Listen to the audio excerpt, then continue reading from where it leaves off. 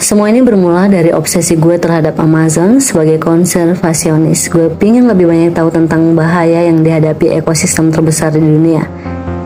Jadi gue punya ide untuk melakukan sesuatu yang ekstrim, sesuatu yang bakal menarik perhatian dunia. Ini ide tergila yang pernah gue pikirkan. Jadi lo pernah ngebayangin gak gimana rasanya jadi mangsa ular terbesar di dunia? Gue bicara tentang anaconda loh. Lo ada di tengah hutan hujan Amazon, tempat yang liar dan sangat mematikan. Tiba-tiba seekor anaconda besar menyerang lo. Napas lo tersendat, lo merasa tekanan yang luar biasa di tubuh lo, dan satu-satunya pikiran lo adalah gue bakal mati nih sepertinya nih. Akhir dari semuanya. Gue adalah Paul Rosoli, seorang peneliti, penulis, dan pecinta alam liar, hidup untuk menjalani hutan hujan dan melindungi keanekaragaman hayati yang ada di sana. Tapi pengalaman gue di tahun 2014, ini adalah sesuatu yang bahkan gue gak pernah bayangkan sebelumnya. Sebuah pertemuan langsung dengan anaconda yang hampir merenggut hidup gue. Jadi gue punya ide untuk melakukan sesuatu yang ekstrim, sesuatu yang bakal menarik perhatian dunia, dan idenya adalah gue akan dimakan oleh anaconda besar sambil mengenakan baju pelindung khusus. Ini terdengar gila sih, tapi tujuannya bukan buat sensasi belaka. Gue mau ngasih spotlight ke hutan Amazon dan bahaya yang mengancamnya.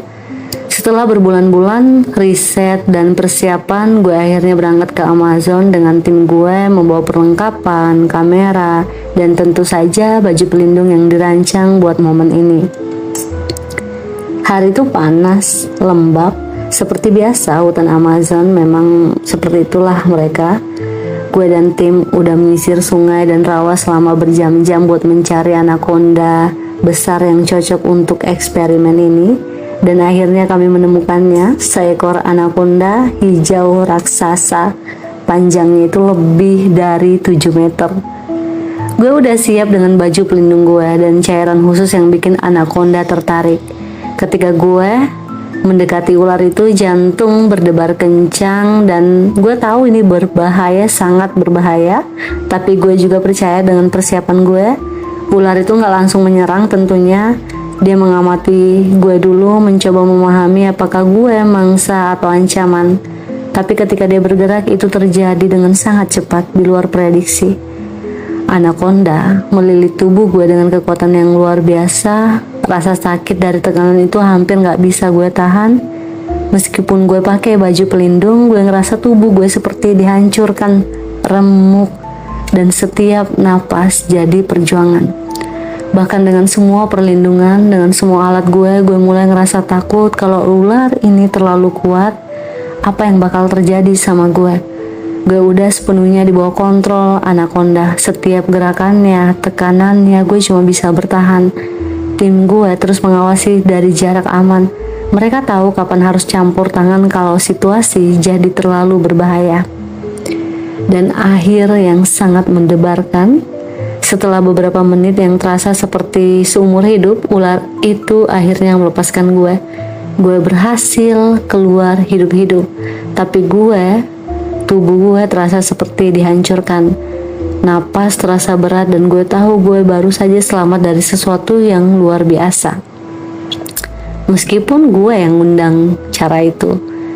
Pengalaman ini bukan cuma tentang gue dan ular raksasa. Ini adalah tentang bagaimana manusia harus menghormati alam liar. Anaconda bukanlah monster, menurut gue seperti itu. Dia adalah predator yang luar biasa memang, bagian penting dari ekosistem Amazon yang sedang menghadapi ancaman besar dari deforestasi dan eksploitasi.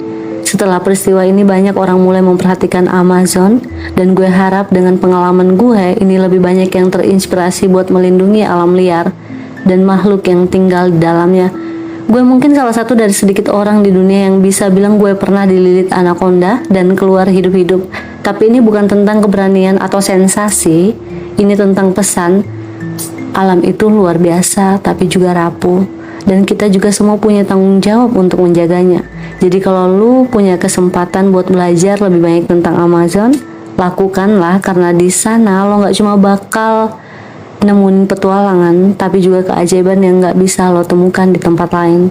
Gue adalah Paul Rosili.